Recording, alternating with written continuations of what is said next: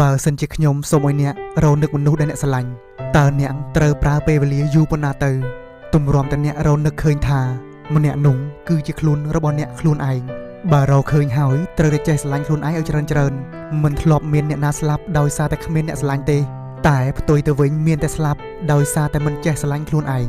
កាលនៅតូចតាខ្ញុំបានប្រាប់ថាខ្លួនត្រូវតែរស់ពីពឹងខ្លួនគ្មានអ្នកណាស្រឡាញ់យើងជាងយើងស្រឡាញ់ខ្លួនឯងឡើយអ្នកធ្លាប់បានឃើញទេប្តីប្រពន្ធមួយគូស្រឡាញ់គ្នាស្អិតរមួតគូសង្សារថ្មីថ្មោងបដូរផ្ដាច់ជំនះគ្រប់ឧបសគ្គតែដល់ថ្ងៃដែលពួកគេត្រូវបែកបាក់អ្នកសង្កេតឃើញទេថាមានរឿងអ្វីកើតឡើងអ្នកខ្លាំងស្រែកដង្ហូរយំហែកគេគ្នាតាមបណ្ដាញសង្គមប្រកែកតវ៉ាស្រែកយំយកត្រូវរៀងខ្លួនចុងក្រោយបញ្ជាក់ន័យឲ្យយើងបានឃើញច្បាស់